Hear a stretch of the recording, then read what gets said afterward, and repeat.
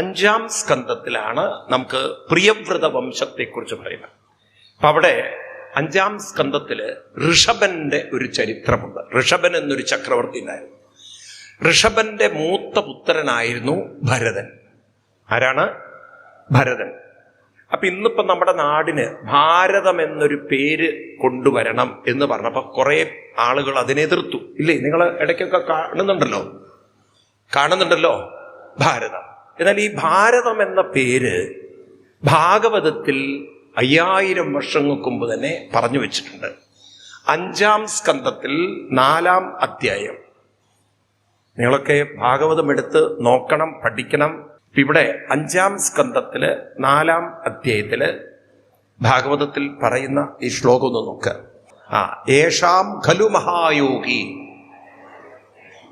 മഹായോഗിയായിരുന്നു ഭരതൻ. ഈ ഋഷഭന്റെ മൂത്ത പുത്രനാണ്. ആരുടെ കാര്യമാണ് പറയണത്? ഋഷഭൻ എന്ന് പറയുന്ന രാജാവിന്റെ മൂത്ത പുത്രനാണ് ഭരത ചക്രവർത്തി. ഭരതൻ ജ്യേഷ്ഠ എന്ന് പറഞ്ഞാൽ മൂത്ത പുത്രൻ. ശ്രേഷ്ഠ ഗുണ എന്തുണ്ടായിരുന്നു? ഏറ്റവും ശ്രേഷ്ഠമായ ഗുണങ്ങളൊക്കെ ഉള്ള ആളായിരുന്നു അദ്ദേഹം.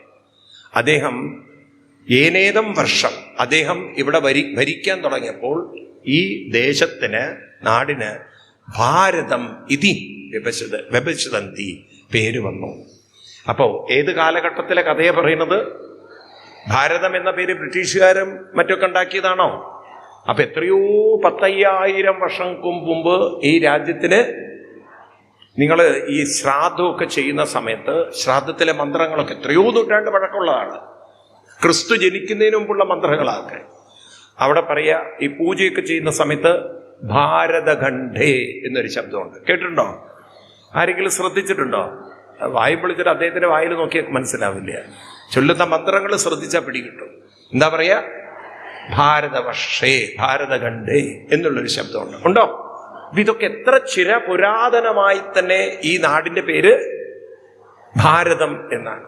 അത് മറ്റു രാജ്യങ്ങൾക്ക് ഇല്ലാത്ത ഒരു പേരാണ്. ഏത്? ഭാരതം എന്ന് വെച്ചാൽ മറ്റു രാജ്യങ്ങൾക്ക് ഇല്ലാത്ത പേര് എന്ന് പറഞ്ഞാൽ ഈ രാജ്യത്തിന്റെ പേര് വേറെ രാജ്യത്തുണ്ടാവില്ലല്ലോ. ഞാൻ ഉദ്ദേശിച്ചതല്ല. മറ്റു രാജ്യങ്ങളുടെയൊക്കെ പേരും ആ നാടിന്റെ സംസ്കാരവും തമ്മിലൊരു യോജിപ്പില്ല. എന്നാൽ ഇവിടുത്തെ പേരും സംസ്കാരവും തമ്മിൽ ഒരു യോജിപ്പുണ്ട്. അതെന്താണ്? ഭാരതം എന്ന ശബ്ദത്തിന്റെ അർത്ഥം ഭാരത. ആ 2 പാർട്ടുകളാണ്. ഭ എന്നതിന് പ്രകാശം, അറിവ് എന്നൊക്കെയാണ്. പ്രകാശിക്കുക, പ്രകാശം. അങ്ങനെയാണ് സൂര്യന് പ്രകാശം എന്നുള്ളത് കൊണ്ടാണ് സൂര്യന്റെ പേരിൽ ഭ വെച്ചിട്ട് ഏതൊക്കെ പേരുകളാണ്? ഭാസ്കരൻ, ഭാനു എന്നൊക്കെ പേര് വന്നു.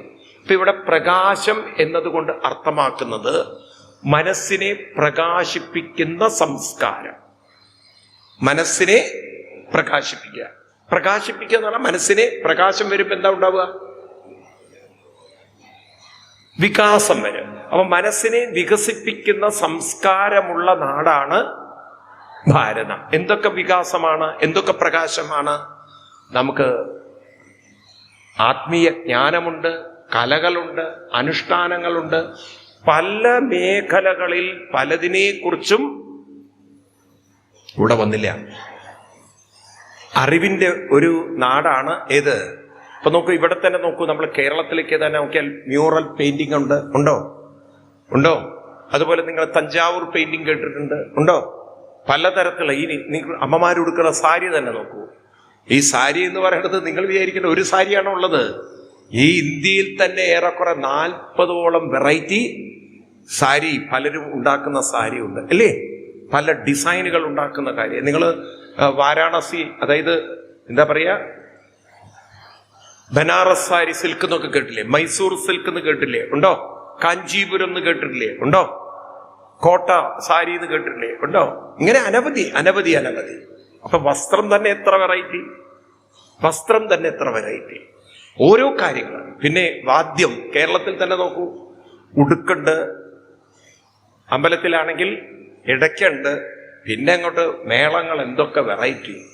ഇങ്ങനെ വൈവിധ്യങ്ങളായ കലകളുടെയും അറിവിൻ്റെയും ഒക്കെ സംസ്കാരമുള്ള നാടിൻ്റെ പേരാണ് ഭാരതം.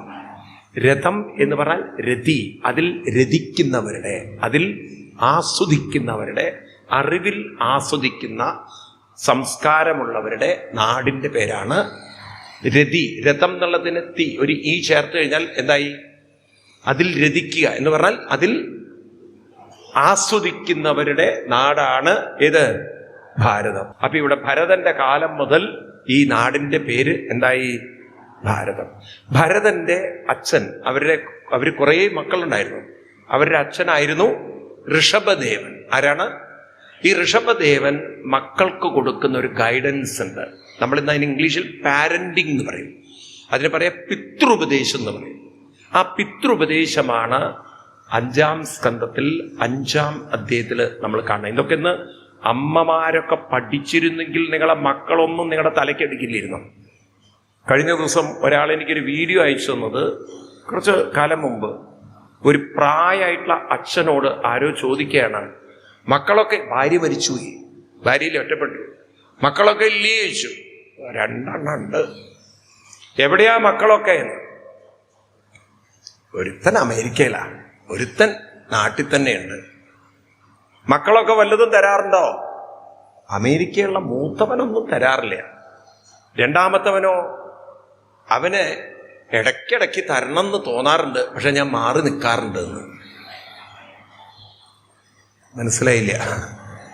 2ാമത്തവൻ ഇടയ്ക്കിടയ്ക്ക് കൊടുക്കണം തോന്നാറുണ്ട് അത്ര അച്ഛന്, പക്ഷെ കൊള്ളാതിരിക്കാൻ മാറി നിൽക്കാറുണ്ട് അത്രേ. ഈ തരത്തിലുള്ള ഒരു അച്ഛനാവണ്ടി വന്നത് എന്തുകൊണ്ടാണ്? അങ്ങനെയുള്ള മക്കൾക്ക് ജന്മം കൊടുത്തുപോയി. അപ്പം മക്കള് നേരെയാവണമെങ്കിൽ ആദ്യമേ അവർക്ക് ഒരു ഗൈഡൻസ് കൊടുക്കണം. ഇത് രാവിലെ 8 മണി വരെയൊക്കെ കിടന്നുറങ്ങി ശീലിച്ചാൽ കുറെ കഴിഞ്ഞാൽ നിങ്ങളെ തൂക്കി പുറത്തിട്ടുണ്ടാവും. മക്കളെ നിങ്ങൾ ശ്രദ്ധിച്ചിട്ടില്ലെങ്കിൽ അവരവരുടെ സ്വാർത്ഥം ചിന്തിക്കും. കുറെ കഴിഞ്ഞാൽ അവരുടെ സ്വാർത്ഥ ലോകത്തിൽ നിങ്ങൾ ഒരു വഴിമുടക്കികളാണെങ്കിൽ നിങ്ങളെ അവര് ഉടക്കില്ല. ഇപ്പൊ നിങ്ങളൊക്കെ ഒരുവിധമൊക്കെ ഞെളിഞ്ഞിവിടെ ഇരിക്കണത് എന്താ അറിയോ? മക്കളുടെ കൂടെ ജീവിക്കാത്തോണ്ടാണ്. കുറച്ച് ദിവസം അവരുടെ കൂടെ ജീവിച്ചു നോക്കൂ, നിങ്ങൾ തൂക്കി നിങ്ങളെ പുറത്തിട്ടിട്ടുണ്ടാവും. കാരണം നിങ്ങൾക്ക് അവരുടെ കൂടെ അഡ്ജസ്റ്റ് ചെയ്യാൻ പറ്റില്ല. പണ്ട് ഹിന്ദു സമുദായത്തിൽ ഉണ്ടായിരുന്ന എല്ലാവരും രാവിലെ എണീറ്റ് കുളിച്ച് അമ്പലത്തിൽ പോയി, എല്ലാവരും അമ്പലത്തിൽ പോയി പ്രദക്ഷിണമൊക്കെ വെച്ച് തിരിച്ച് വീട്ടിൽ വന്നു. ഉണ്ടോ? വൈകുന്നേരം എല്ലാവരും ഒന്നിച്ചിരുന്ന് നാമം ചൊല്ലി. പഴയ സംസ്കാരം ഹിന്ദുക്കളുടെ ഉണ്ടായിരുന്നത്. ആണോ അല്ലയോ? നമ്മളത് കൈവിട്ടു. അതോടുകൂടി നമ്മുടെ അധപ്പതനവും തുടങ്ങി. എന്നത് കൈവിട്ടു അന്ന് അധപ്പതനമാണ്. ഇനിയിപ്പോൾ എന്താ ചെയ്യാനുള്ളത്? ഇനിയിപ്പം കുട്ടികളെ പറഞ്ഞു നേരെയൊക്കെ നിങ്ങൾക്ക് പറ്റില്ല. ഓൺലൈനിലൂടെയൊക്കെ നിങ്ങൾക്ക് ഒരു കാര്യം ചെയ്യാൻ പറ്റും. ഇപ്പോൾ ഓൺലൈൻ ഉണ്ടല്ലോ, എല്ലാവരുടെ കയ്യിലും മൊബൈലും കാര്യങ്ങളും. ഒന്നിച്ചാഴ്ചയിലൊരിക്കൽ വിഷ്ണു സഹസ്രനാമം, ലളിതാ സഹസ്രനാമം പിള്ളേരും കൂടി ഇരിക്കണം. കമ്പൽസറി ആയിട്ട് അവരെ പിടിച്ചിരുന്നു. ഞാനിത് പറയുന്നത്, ഞാൻ ഇടക്കാലത്ത് ഒരു സ്ഥലത്ത് പോയപ്പോൾ ഒരു വീട്ടിൽ ചെന്നപ്പോൾ അവിടെ ഒരു വീട്ടില് ഇവര് പല രാജ്യങ്ങളിലാണ്. എന്നെ അത്ഭുതപ്പെടുത്തിയത് ഒരു സമയം, എല്ലാവർക്കും പറ്റിയ സമയം, ഇവര് ഡെയിലിയാണോ ആഴ്ചയിലാണോ എനിക്കറിയില്ല കൃത്യത, എന്തായാലും വീക്കിലി വൺസ് എന്തായാലും. ഞാൻ അന്ന് ചെന്ന സമയത്ത് എന്നോട് പറഞ്ഞു, സ്വാമിജി ഒരു സത്സംഗം കൊണ്ട് കൂടണം. ഞാൻ നോക്കുമ്പോൾ ആരുമില്ല, വീട്ടിൽ 2 പേരുള്ളൂ. നിങ്ങൾ തമ്മിലാണോ ഉത്സവം? അല്ലല്ല, ഞങ്ങൾ 20ഓളം കുടുംബാംഗങ്ങളുണ്ട്. 20 പേര് എവിടെയാണ്? പറഞ്ഞ ഓൺലൈനാണ്. ആ സമയത്ത് എല്ലാവരും ഓൺലൈൻ ലോഗിയും അവർ വിഷ്ണു സഹസ്രനാമം ചൊല്ലും. എന്തൊരു സ്നേഹവും ഒക്കെ ഒരു സന്തോഷമാണോ അറിയോ അവർക്ക്? അങ്ങനെ എല്ലാ വീട്ടുകാരും ചെയ്താൽ എങ്ങനെ ഉണ്ടാവും? അങ്ങനെ എല്ലാവരും ചെയ്താൽ എങ്ങനെ ഉണ്ടാവും? അപ്പൊ നമുക്ക് ആ നഷ്ടപ്പെട്ടു പോയ സംസ്കാരം കുറെയൊക്കെ തിരിച്ചെടുക്കാൻ പറ്റില്ലേ? അതിനാരാ നേതൃത്വം കൊടുക്കേണ്ടത്? വായും പൊളിച്ചിരിക്കുക, മിണ്ടണില്ല. ആരാ നേതൃത്വം കൊടുക്കേണ്ടത്? ദൈവോ? കൃഷ്ണനോ? ആര് നേതൃത്വം കൊടുക്കണം? അവനവൻ നേതൃത്വം. നിങ്ങൾ എന്തിനാ സപ്താഹത്തിന് വന്നത്? ഈ ഉത്തരവാദിത്തം ഏറ്റെടുക്കാനാണ്. അല്ലാതെ നിങ്ങൾ ഇവിടുന്ന് ഭാഗവതം കേട്ടു പോയാൽ നിങ്ങൾ നന്നാവില്ല എന്ന് ഞാൻ ഇവിടെ തന്നെ പറയാം. നിങ്ങൾ നന്നാവില്ല, ഉള്ള കാര്യം പറയാ. കാരണം നമ്മൾ നന്നാവണം എന്നുണ്ടെങ്കിൽ നമ്മൾ മറ്റുള്ളവരെ ഉയർത്തണം. ഭഗവാൻ അതാ പറയണത്. മറ്റുള്ളവരെ നിങ്ങൾക്ക് ഉയർത്താൻ പറ്റിയില്ലെങ്കിൽ നിങ്ങൾ ഭാഗവതം കേട്ടിട്ടും ഒരു കാര്യമില്ല. ഇത് നിങ്ങൾക്ക് പ്രയോജനം ചെയ്യില്ല. തൈത്തിരീയ ഉപനിഷത്ത് എന്നൊരു ഉപനിഷത്തുണ്ട്, തൈത്തിരീയ ശാഖ. അത് ഒരിക്കല്, ഈ തൈത്തിരീയം വന്നത് ഒരിക്കല് ഒരു ഗുരുവിന്റെ ശിഷ്യൻ, ആ ശിഷ്യൻ ഗുരു പറഞ്ഞു, ദേ നീ ഞാൻ പറഞ്ഞു തന്നൊക്കെ മറ്റുള്ളവരേക്കൊന്ന് പറഞ്ഞു മനസ്സിലാക്കി കൊടുക്കണം. അപ്പൊ അങ്ങനെ പറഞ്ഞു കൊടുക്കാൻ അവൻ സ്വാർത്ഥനായി. അവനെ കൊണ്ട് ഈ ഗുരു പറഞ്ഞു കൊടുത്തൊക്കെ ഛർദിപ്പിച്ചു എന്നാണ്. അതായത് നിനക്കിതുകൊണ്ട് യാതൊരു പ്രയോജനം ഉണ്ടാവാതെ പോകട്ടെ എന്ന്. അവൻ ഛർദിച്ചു കഴിഞ്ഞ ആ സാധനം തിത്തിരി പക്ഷികൾ കൊത്തിയെടുത്തു എന്നൊക്കെയാണ് അങ്ങനെയൊക്കെയുള്ളൊരു കഥ. ആ അറിവ് അവർക്ക് പ്രയോജനം ചെയ്തു എന്നാണ്. അപ്പൊ എന്തിനാ ഇങ്ങനെയൊക്കെയുള്ള കഥകൾ പറയുന്നത്? അതായത് അവനവന്റെ സ്വാർത്ഥത്തിന് വേണ്ടി ഈ അറിവ് ആര് മാത്രം ഉപയോഗിച്ചോ അവർക്കത് അവർക്ക് പറയൂ ഒരു പ്രയോജനം ചെയ്യില്ല. പണ്ട് കർണന്റെ കാലം, കർണൻ പരശുരാമസ്വാമിയുടെ അടുത്ത് നിന്ന്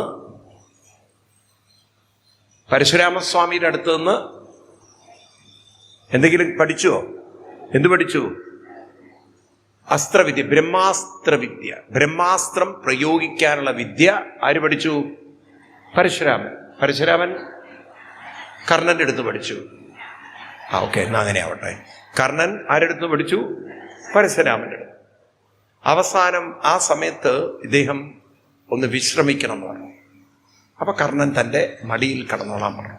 ഈ സമയത്തൊരു തേനീച്ചയോ അല്ലെങ്കിൽ കടന്നലോ കർണന്റെ തുടയിൽ കുത്തിയെന്നും ആ വേദന മുഴുവൻ സഹിച്ച് പിന്നീട് രക്തമൊക്കെ കണ്ടപ്പോഴാണ് ചോദിച്ചത് എന്താ കാര്യം എന്നൊക്കെ. അപ്പം പറഞ്ഞു ഒരു കുത്തിയതാണ്, പക്ഷെ വേദനയൊന്നുമില്ല. അപ്പോഴേക്കും പരശുരാമസ്വാമിക്ക് മനസ്സിലായി ഇത്രയും വേദന സഹിക്കാൻ സാധിക്കുന്ന ഇവൻ ഒരു ബ്രാഹ്മണൻ അല്ല. കാരണം ബ്രാഹ്മണൻ എന്ന് പറഞ്ഞാൽ പപ്പടാണെന്ന് അന്നേ പരശുരാമൻ അറിയാം. മനസ്സിലായില്ലേ? ബ്രാഹ്മണൻ എന്ന് പറഞ്ഞാൽ ഒരു പപ്പടാണെന്നുള്ള അന്നേ അദ്ദേഹത്തിന് അറിയാം. ഒരു ശക്തിയില്ലാത്ത ഒരാളാണ് ആര്? ബ്രാഹ്മണൻ എന്ന് പറയുന്നത്. അപ്പൊ ആ ബ്രാഹ്മണനാണ് എന്ന് ക്ഷത്രിയനാണെന്ന് മനസ്സിലാക്കിയതും ശപിച്ചു കളഞ്ഞു. ഈ വിദ്യ നിനക്ക് ഉപകാരപ്പെടാതെ പോട്ടെ. അതുപോലെയാണ് ഇപ്പം നിങ്ങളുടെ കാര്യം കേട്ടോ. ഇതൊന്നും നിങ്ങൾ മറ്റുള്ളവർക്ക് പകർന്നു കൊടുത്തില്ലെങ്കിൽ ഈ സംഗതി കൊണ്ട് നിങ്ങൾക്ക് അത് പറയില്ലേ? ഇപ്പം നിങ്ങൾ എന്തുണ്ടാവില്ല?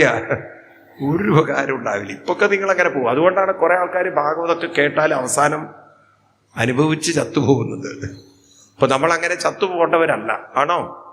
ഇതിനെ പകർന്നു കൊടുത്ത് അങ്ങനെ നമ്മൾ സമൂഹത്തിലേക്ക് ഇതെത്തിക്കണം. സ്വാർത്ഥത്തിന് വേണ്ടി ഈ അറിവ് ഒരിക്കലും ഉപയോഗിക്കരുത്. അതുകൊണ്ട് യാതൊരു കാര്യമില്ല. നമുക്ക് പൂന്താനം അവരൊക്കെ പറഞ്ഞതാണ് മറ്റൊരുത്തനു വേണ്ടി എന്നാകണം. പട്ടതിരിപ്പാട് നോക്കൂ, അദ്ദേഹത്തിന്റെ കാലിന്റെ വേദനയും വെച്ച് ഈ നാരായണീയം പാടി എന്നൊക്കെ. പാട് മാത്രമല്ല, എഴുതിയോണ്ടല്ലേ നമുക്ക് കിട്ടിയത്. ഈ വേദനയും വെച്ച് എഴുതുന്നത് എന്തിനു വേണ്ടിയിട്ടാ? ഇത് മറ്റുള്ളവർക്കും പ്രയോജനം ചെയ്യട്ടെ എന്ന് വെച്ചിട്ടല്ലേ. അദ്ദേഹം നോക്കൂ, നിങ്ങൾ കാലിന്റെ വേദനയും വെച്ചിട്ട് ഒരാള് എഴുതാൻ പോവോ? എന്താ ഒന്നും മിണ്ടാത്ത നിങ്ങൾ? എഴുതാൻ പോവോ? അപ്പൊ അവരുടെയൊക്കെ സ്വാർത്ഥതയില്ല, അവർക്കത് മറ്റുള്ളവർക്ക് പകരണം. അപ്പൊ നമ്മളൊക്കെ ഈ പണി കുറച്ച് ചെയ്യണ്ടേ? മറ്റുള്ളവരിലേക്ക് ഇതിനെ എന്താ മിണ്ടാത്ത നിങ്ങൾ പകരണം. ഒരു 10 പേരെയെങ്കിലും നിങ്ങൾ വിഷ്ണു സഹസ്രനാമമൊക്കെ എങ്ങനെയെങ്കിലും പഠിപ്പിച്ചെടുക്കണം.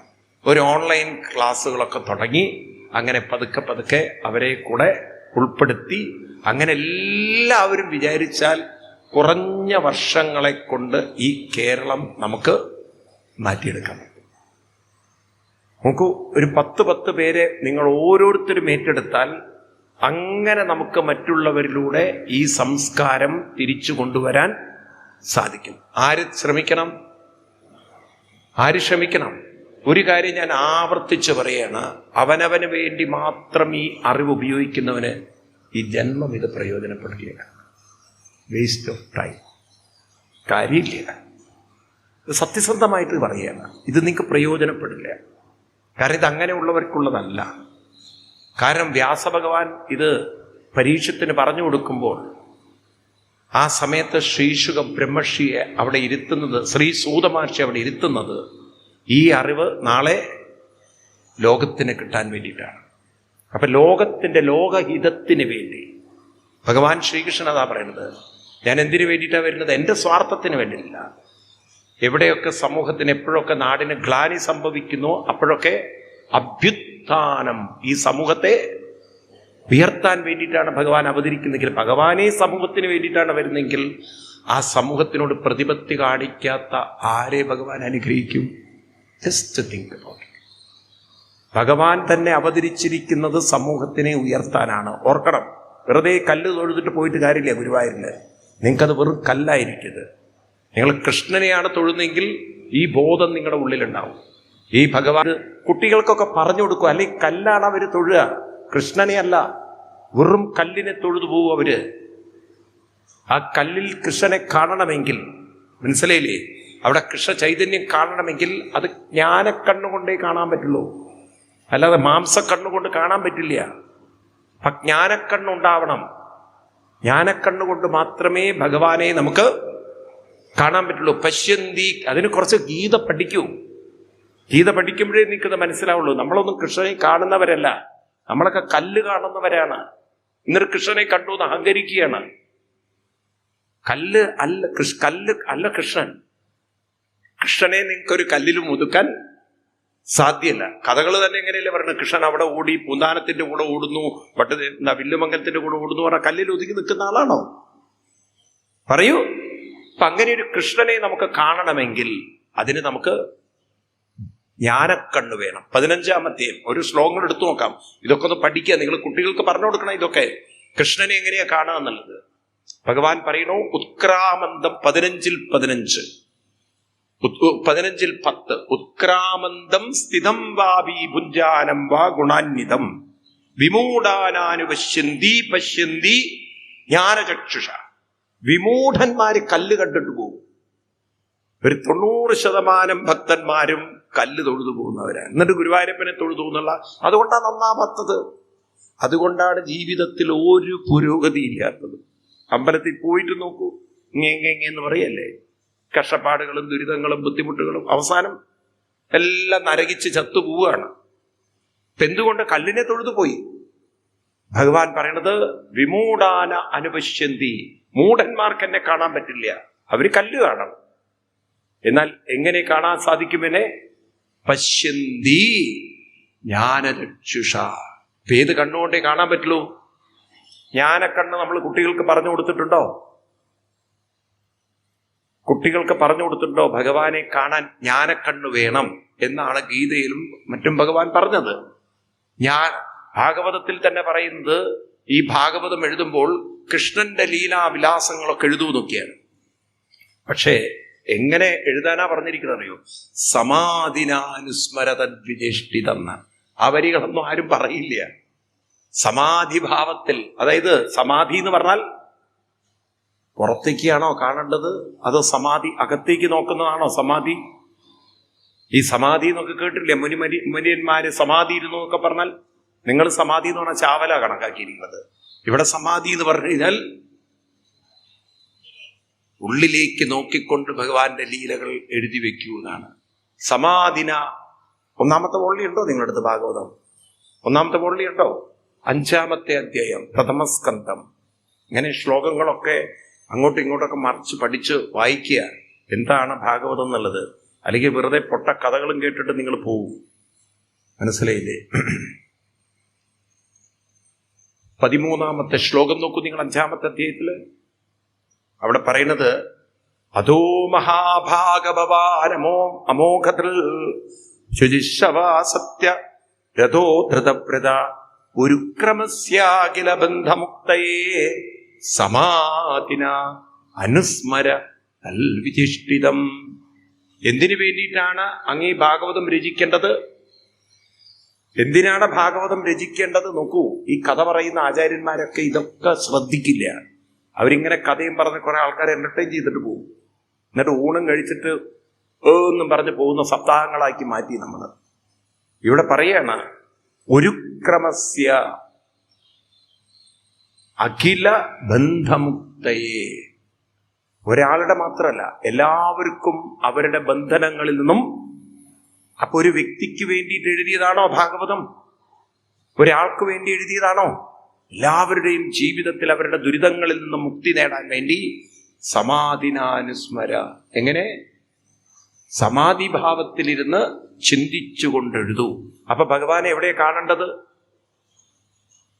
എവിടെയാ കാണേണ്ടത്? അപ്പൊ ഉള്ളിൽ കാണണം. അതിനാണ് നേരത്തെ പറഞ്ഞ ഏത് കണ്ണ് വേണം? ഈ ജ്ഞാനക്കണ്ണുകൊണ്ട് വേണം കാണാൻ. മറ്റേ മാംസക്കണ്ണുകൊണ്ട് കാണാൻ പറ്റുന്ന ഒരാളല്ല ആര്? ഭഗവാൻ. അപ്പൊ എന്തിനാ ഈ ഭഗവാൻ ഇവിടെ വന്നിരിക്കുന്നത് ഭൂമിയിൽ? എന്തിനാ ഭഗവാൻ വന്നിരിക്കുന്നത്? ചോദിക്കുന്നത് തരാനല്ല ഭഗവാൻ വന്നിരിക്കുന്നത്. ആ ധാരണ തന്നെ മാറ്റണം നിങ്ങൾ കുട്ടികളുടെ തലേന്ന്. ചോദിക്കുന്നത് തരാനല്ല ഭഗവാൻ വന്നത്. എന്തിനു വേണ്ടിയിട്ടാണ്? 3-ാം അധ്യായത്തില് ഗീതയില് കൃഷ്ണൻ പറയും, ലോകസംഗ്രഹം ഏവാഭിസംപശ്യൻ കർത്തുമർഹതി. ഞാൻ എന്തിനാ വന്നിരിക്കുന്നത്?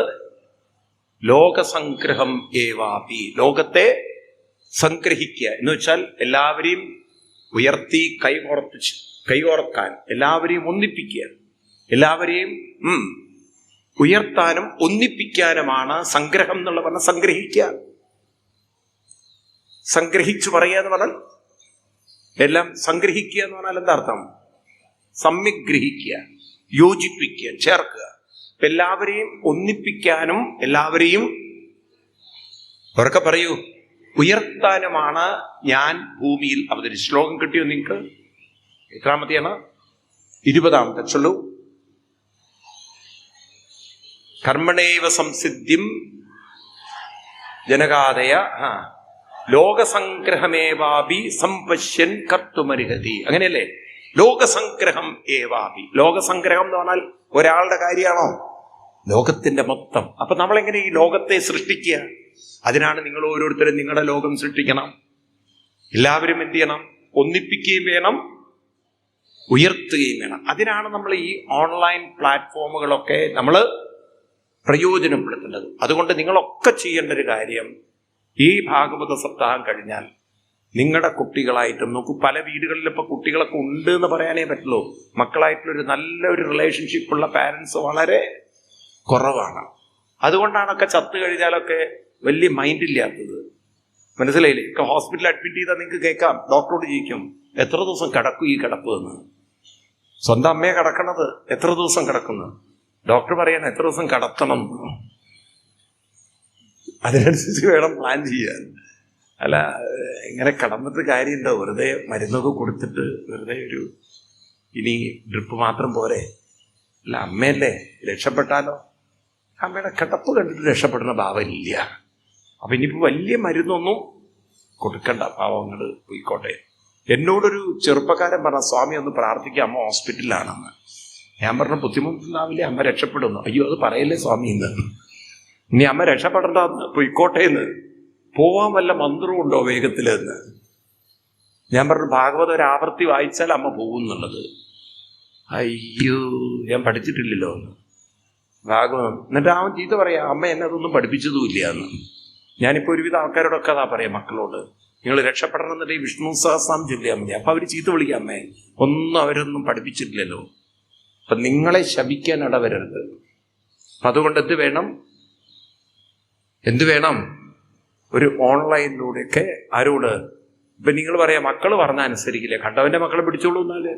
അതാണ് പൂന്താനം പറഞ്ഞത്, മറ്റൊരുത്തന് വേണ്ടി എന്നാകിലും ആരെങ്കിലുമൊക്കെ കിട്ടുന്നവരെയൊക്കെ വെച്ച് അങ്ങനെ ക്രമേണ നമ്മൾ ഒരു സമൂഹത്തെ ഉണ്ടാക്കണം. നാരായണിയൊക്കെ ഒരു നല്ല ഉദ്ദേശത്തിലാണ് തുടങ്ങിയത്. പക്ഷെ തുടങ്ങിക്കഴിഞ്ഞപ്പോൾ തമ്മിൽ അടിയായിപ്പോയി.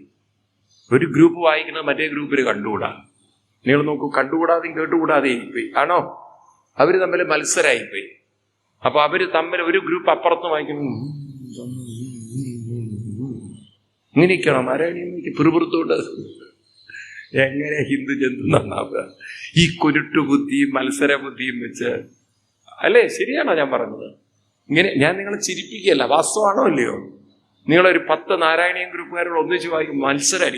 ശാന്ത്രാനന്ദ ഞങ്ങൾ വായിക്കുന്നത്, അവര് മത്സരം കാണിക്കുന്നത്. ഈ കുരുട്ടൊക്കെ നിങ്ങൾക്ക് അവരുടെ മുഖത്ത് നോക്കിയാൽ കാണാൻ പറ്റും.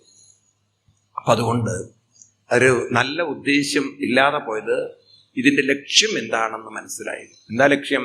ലോകസംഗ്രഹം ഏവാപി. അവനവനും ഉയരണം, മറ്റുള്ളവരും ഉയരണം. 2 വാക്കുകൾ നിങ്ങൾ എപ്പോഴും മനസ്സിൽ നിന്ന് മറക്കരുത്. This is the motto of life. What is that? ആത്മനോ മോക്ഷാർത്ഥം ജഗത് ഹിതാർത്ഥം. ഇത് മറക്കുകയും ചെയ്യരുത്. എൻ്റെ ജീവിതത്തിന്റെ ലക്ഷ്യം ഇതാണ്. ആത്മനോ മോക്ഷാർത്ഥം ജഗത് ഹിതാർത്ഥം എന്ന് പറഞ്ഞാൽ എന്താണ്?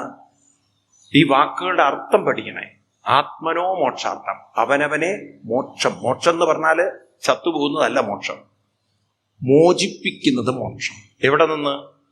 മാനസികമായി എന്തെല്ലാം തരത്തിലുള്ള അസ്വസ്ഥത വന്നാലും മനസ്സിനെ അതിൽ നിന്നും, അതിനാണ് നാമജപ സംസ്കൃതി. അപ്പൊ നിങ്ങൾ ആത്മാർത്ഥതയോടെ നാമം ചൊല്ലി നോക്കൂ. നിങ്ങളുടെ ശ്രദ്ധ നാമത്തിലേക്ക് തിരിയുമ്പോൾ നിങ്ങളുടെ ശ്രദ്ധ നിങ്ങളുടെ വിഷമത്തിലേക്ക് പോവില്ല. അപ്പൊ നോക്കൂ, പലർക്കും ഈ ദുഃഖവും ദുരിതവും വരുന്നതിന് എന്താ കാരണം? അവരറിയുന്നില്ല. വാസ്തവത്തിൽ ദുഃഖവും ദുരിതവും അല്ല അവർ തളർത്തുന്നത്, അവരുടെ ശ്രദ്ധ അവരെ അലട്ടുന്ന ദുരിതത്തിലേക്ക് വലിച്ചെടുക്കണം. ദുരിതത്തിന്റെ ശക്തി കൂടുതലാണ്. ആ ദുരിതത്തിലേക്ക് മനസ്സ് പോവാതിരിക്കണമെങ്കിൽ ആ മനസ്സിനെ നാമത്തിലേക്ക് കൊണ്ടുവന്ന് ഒരാകർഷണ വലയത്തിൽ നിന്നും മാറ്റിയെടുക്കണം. അപ്പൊ നോക്കൂ, നിങ്ങൾക്ക് ഇപ്പൊ മനസ്സിലാവും. നമ്മളിപ്പോ സാറ്റലൈറ്റ് അയക്കണം. ഇപ്പൊ നമുക്കിപ്പോ മൊബൈലൊക്കെ ഉപയോഗിക്കുന്നതിന് കാരണം സാറ്റലൈറ്റ് ഉള്ളതുകൊണ്ടാണ്, അല്ലെ? ഈ സാറ്റലൈറ്റുകൾ അവിടെ എത്തിക്കണം. അതിനാണ് ഏറ്റവും വലിയ ചെലവ്. സാറ്റലൈറ്റിനല്ല ചെലവ്. ഇതെത്തിക്കണമെങ്കിൽ ഭൂമിയുടെ ഗ്രാവിറ്റി കടന്നു കിട്ടലാണ് പ്രശ്നം. കാരണം ഏത് ഒബ്ജക്റ്റിനെയും ഭൂമി എന്ത് ചെയ്യും? വലിച്ചു താഴേക്കിടും. ഒരു സാധനത്തെയും മുകളിലേക്ക് ഉയരാൻ ആര് സമ്മതിക്കില്ല? ഭൂമി. എന്നാൽ ഭൂമിയുടെ ഗ്രാവിറ്റിക്കൊരു പരിധിയില്ല. അതിനപ്പുറത്തേക്ക് ഭൂമിക്ക് ആകർഷിക്കാൻ സാധ്യത. ഈ ഗ്രാവിറ്റിയിൽ നിന്നും ഈ സാറ്റലൈറ്റിനെ പുറത്തു കൊണ്ടുപോയാലേ നമുക്ക് ആ സാറ്റലൈറ്റിനെ പ്രയോജനപ്പെടുത്താൻ സാധിക്കുള്ളൂ. അതിനാണ് നമ്മൾ ഈ സാറ്റലൈറ്റ് എന്തിൽ വെക്കുന്നത്?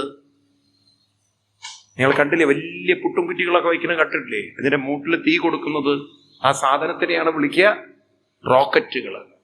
ഈ റോക്കറ്റിന്റെ അകത്താണ് ഏത് വെക്കുന്നത്? സാറ്റലൈറ്റ് വെക്കുന്നത്. അപ്പൊ ആ വലിയ പുട്ടും കുറ്റിയുടെ മുള്ളിൽ മുഴുവൻ എന്താണ്? അതിൽ മുഴുവൻ ഇന്ധനം നിറച്ചു വെച്ചിരിക്കുകയാണ്, പലതരത്തിലുള്ള ഇന്ധനം. അപ്പൊ ഈ ഇന്ധനങ്ങളൊക്കെ കത്തിച്ച് ആ എഞ്ചിൻ പ്രവർത്തിച്ച് അതിനെ ഫ്രഷ് ചെയ്ത് അതിനെ മുകളിലേക്ക് ഉയർത്തി. വാസ്തവത്തിൽ ഇതൊക്കെ എന്തിനു വേണ്ടിയിട്ടാണ്?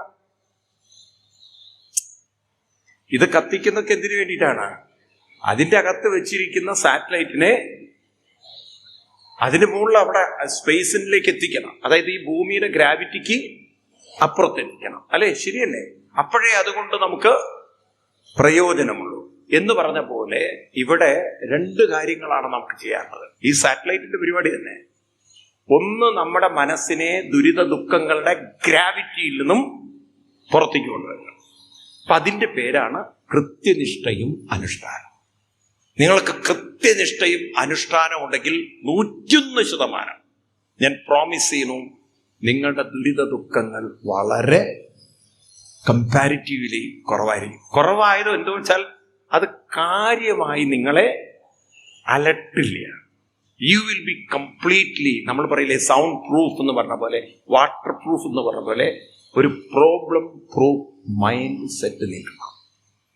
അതെന്ത് വേണം? കൃത്യനിഷ്ഠയും. അതില്ലേ നമ്മുടെ കുട്ടികൾക്ക്. അപ്പം മൈൻഡ് പ്രോബ്ലം വളരെ ഡോമിനേറ്റ് ചെയ്യും. അപ്പൊ സഫർ ചെയ്യണം.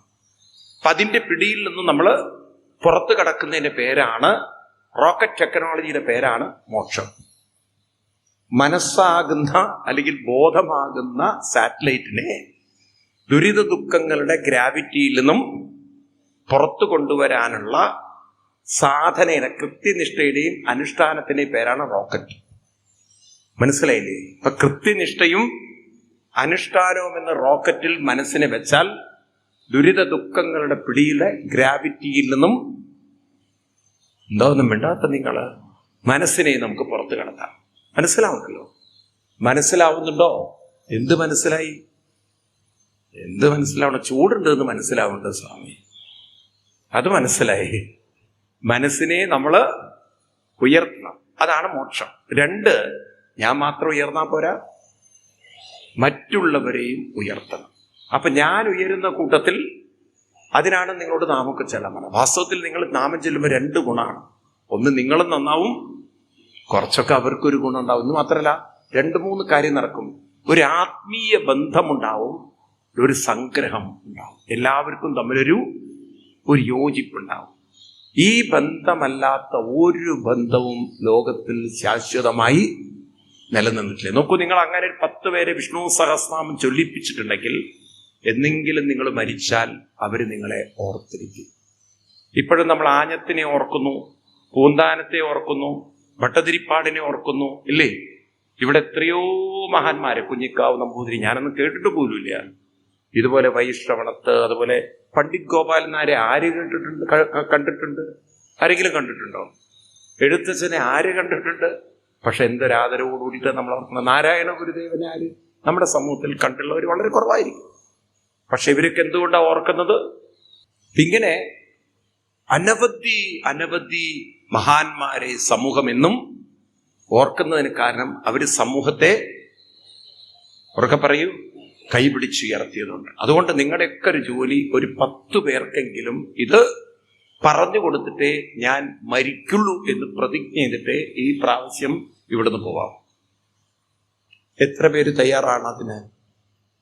ഞാനിതൊരു 10 പേർക്ക് പറഞ്ഞു കൊടുത്തിട്ടേ ഞാൻ മരിക്കുള്ളൂ എന്നുള്ളൊരു വാശി ജീവിച്ചത് കാണിച്ചു വെക്കുന്നത്. ഒരു മാറ്റം ഉണ്ടാവും, സമൂഹത്തിൽ വലിയ മാറ്റം ഉണ്ടാവും. ഞാൻ പറയുന്നത് ഒരുപക്ഷെ എനിക്കൊരു ബുദ്ധിമുട്ടായി തോന്നും. പക്ഷെ നിങ്ങൾ ആലോചിച്ച് നോക്കൂ, നമ്മൾ അങ്ങനെ എല്ലാവരും തുടങ്ങിക്കഴിഞ്ഞാൽ സമൂഹത്തിൽ ഒരു ടോട്ടാലിറ്റി ചിന്തിച്ചു കഴിഞ്ഞാൽ മാറ്റം ഉണ്ടാവോ ഇല്ലയോ? അത് ചിന്തിച്ചു നോക്കൂ, ഉണ്ടാവോ ഇല്ലയോ? നമുക്കിപ്പോൾ ഒരു ഇൻഡിവിജ്വൽ ലെവലിൽ പറഞ്ഞാൽ മനസ്സിലാവും. ഒരു ടോട്ടൽ ലെവൽ ആളുകൾ അങ്ങനെ പരിശ്രമിച്ചുകൊണ്ടേയിരുന്നാൽ ഒരു കാലം കൊണ്ട് ഒരു സമൂഹത്തെ നമുക്ക്, ഇതന്നെയല്ലേ ഏറ്റവും വലിയ ഈശ്വര പൂജ എന്ന് പറയുന്നത്. ഇതിനും വലിയ ഈശ്വര പൂജ എന്താണ്? ഭഗവാൻ പറയുന്നത് അവരെയാണ് എനിക്ക് ഏറ്റവും ഇഷ്ടം എന്നാണ്. തൊഴുതു പോകുന്നവരെയല്ല ഭഗവാൻ ഇഷ്ടം. ആരെയാണ് ഏറ്റവും ഇഷ്ടം എന്നറിയോ? ഞാൻ അതുകൊണ്ടാണ് ഈ ഭാഗവതമൊക്കെ പഠിപ്പിക്കാനൊക്കെ ഈ സപ്താഹത്തിനൊക്കെ ഇറങ്ങിയത്. ഭഗവാൻ ഇഷ്ടപ്പെടാം. ഞാൻ സത്യം പറയാം, എനിക്കിപ്പോൾ ഗുരുവായൂർ അമ്പലത്തിൽ പോയി തൊഴാൻ ഒരു ബുദ്ധിമുട്ടുമില്ല. ഞാൻ അതിൻ്റെ ഉള്ളിൽ പോയിരിക്കുന്നതല്ലേ, ഞാനൊരു 10-20 വർഷം എന്തായാലും ആയിട്ടുണ്ടാവും. ഇന്ന് ശബരിമലയ്ക്ക് പോകാൻ ഒരു ബുദ്ധിമുട്ടില്ലാത്ത ഒരു അമ്പലത്തിലും. ഒരുപക്ഷെ നിങ്ങളൊക്കെ തിരുപ്പതി പോയിട്ടുണ്ടാവും. ഞാൻ അതിൻ്റെ അകത്ത് വരെ പോയിട്ടുള്ള ആളാണ്. അത്രയും ഒരു, പക്ഷെ എനിക്കങ്ങനെ തോന്നിയിട്ടില്ല പോകണം അതിൻ്റെ അകത്ത് പോയാലേ ഒരു ഭക്തി. കാരണം നമ്മൾക്ക് ഭഗവാൻ ഏൽപ്പിച്ചു തന്ന ഒരു ഉത്തരവാദിത്വവും, പിന്നെ ഭഗവാൻ പറഞ്ഞിട്ടുണ്ട് ഈ കാര്യം ചെയ്താൽ നിങ്ങൾ ഏറ്റവും പ്രിയപ്പെട്ട ആളാണ്. ഗീതയിലെ ഒരു ശ്ലോകം, ഭാഗവതത്തിലുണ്ടത്, ഗീതയിലെ 18-ാം അധ്യായത്തിലെ ഒരു ശ്ലോകം നിങ്ങൾ ഉൾക്കൊണ്ടു നോക്കൂ. നിങ്ങൾ ഒരമ്പലത്തിലും ഉള്ളിൽ പോയി തൊഴുതില്ലെങ്കിലും ഭഗവാൻ നിങ്ങളുടെ കൂടെ ഉണ്ടാവും. ആരെയാണ് ഭഗവാൻ ഏറ്റവും ഇഷ്ടം എന്നുള്ളത് ഭഗവത്ഗീതയിൽ 70-ാമത്തെയോ 67-ാമത്തെ ശ്ലോകത്തിലാണ് പറയുന്നത്. അധ്യക്ഷതേച്ച ഇമം കുഖ്യം ധർമ്മം സംവാദമാവയോ. 70-ാമത്തെ ശ്ലോകം. ഒന്ന് എല്ലാവരും എടുക്കും. അത് ഈ ഉത്തരവാദിത്വം നമ്മളൊക്കെ ഏറ്റെടുക്കുക. ഈ തൊഴുതു പോകുന്ന ഭക്തിയിൽ നിന്ന് നമ്മൾ അടുത്ത പടിയിലേക്ക് കടക്കുക. തൊഴുതു പോകുന്ന ഭക്തിയേക്കാൾ ഒരു പടി നമ്മൾ ഉയരുക. തൊഴുത് അമ്പലത്തിലൊക്കെ പോയിക്കോളൂ, പക്ഷെ അമ്പലം നമ്മൾ നല്ല കാര്യത്തിന് പോലും ഉപയോഗിക്കണം. എന്താണ് പറയുന്നത്? അധ്യക്ഷതേച്ച ഇമം ധർമ്മ്യം സംവാദം ആവയോ. അധ്യക്ഷത എന്ന് പറഞ്ഞാൽ അധ്യയനം ചെയ്യിക്കുക എന്ന് പറഞ്ഞാൽ മറ്റുള്ളവരെ പറഞ്ഞുകൊടുക്കുക, മറ്റുള്ളവരെ പങ്കുവെക്കുക. ഇമം ധർമ്മ്യം, ഈ ഒരു സംസ്കാരത്തെ അർജുന ഞാനും നീയും നടത്തിയ ഈ സംവാദങ്ങളെ, ഈ സംസ്കൃതിയെ നീ മറ്റുള്ളവർക്ക് പറഞ്ഞു കൊടുക്കുകയാണെങ്കിൽ, അടുത്ത വരി നോക്കൂ നിങ്ങൾ, ജ്ഞാനയജ്ഞേന തേനാഹം ഇഷ്ടസ്യാൽമേനാണ്. എനിക്ക് അവരെ വളരെ ഇഷ്ടമാണ്. ഏറ്റവും ഞാൻ ഇഷ്ടപ്പെടുന്നത് അവരെയാണ്. ആരെ?